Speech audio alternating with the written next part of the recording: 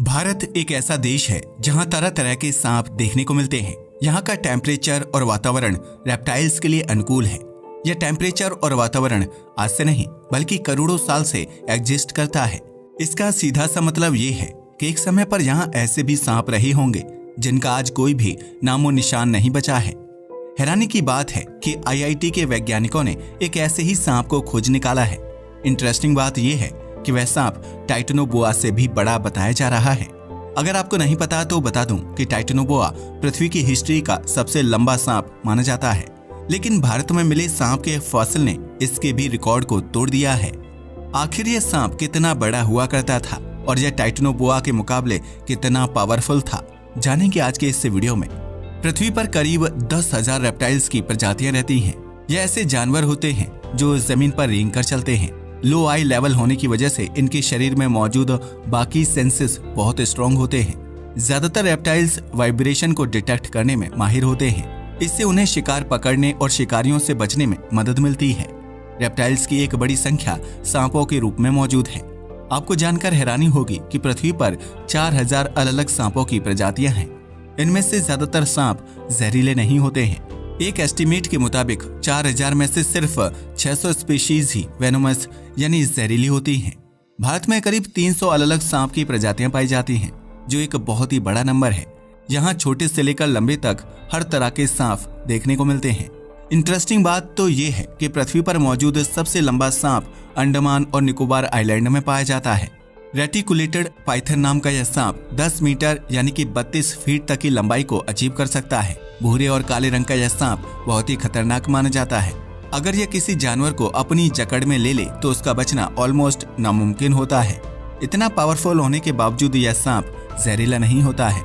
यह अपने शिकार का दम घोंटकर उन्हें अपना खाना बनाता है। वैज्ञानिकों के मुताबिक इसकी प्राइमरी डाइट मैमल्स यानी स्तनपायी जीव और पक्षी होते हैं। इतना लंबा होने के बावजूद यह हिस्ट्री के सबसे लंबे सांप के सामने कुछ भी नहीं है। हम बात कर रहे हैं गुजरात में पाए गए वासुकी इंडिकस नाम के सांप के फॉसिल्स की। भारत के वैज्ञानिकों ने इस सांप के 27 वर्टिब्रा को डिस्कवर किया है। अगर आपको नहीं पता तो बता दूं कि वर्टिब्रा रीढ़ की हड्डी के छोटे छोटे टुकड़ों को कहते हैं। सांपों में यह टुकड़े इस तरह से अलाइंड होते हैं कि वह जमीन पर तेजी से रेंग पाते हैं। वैज्ञानिकों के मुताबिक वासुकी इंडिकस प्रजाति आज से 6.6 करोड़ साल पहले पृथ्वी पर रहा करती थी। इनकी लंबाई 11 से 15 मीटर और वजन करीब 1000 किलो हुआ करता था। इस स्टडी के को ऑथर बताते हैं कि यह सांप टाइटेनोबोआ से भी लंबा हो सकता है। टाइटेनोबोआ के फॉसिल्स को सबसे पहले 2009 में डिस्कवर किया गया था। एक कोयले की खान में छिपे यह फॉसिल्स हमें एक खतरनाक सांप से रूबरू कराने वाले थे।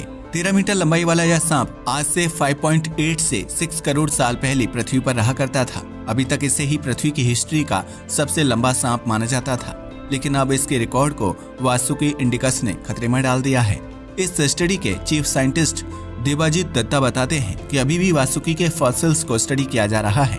फिलहाल हम इसकी लंबाई का एग्जैक्ट प्रेडिक्शन नहीं कर सकते, लेकिन इस बात के काफी हाई चांसेस हैं कि यह टाइटेनोबोआ से भी लंबा हुआ करता था।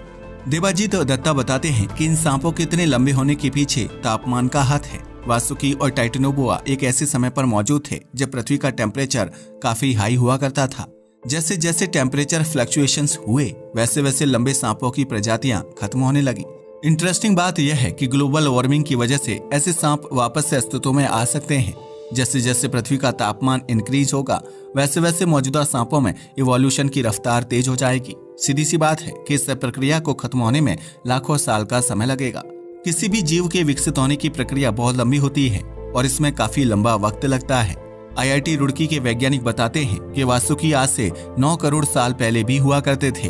टी-रेक्स से भी लंबी यह सांप डायनासोर्स के विलुप्त होने के दौरान भी थे। करंट डेटा के मुताबिक आखिरी वासुकी इंडिकस आज से 12,000 साल पहले मौजूद रहा होगा।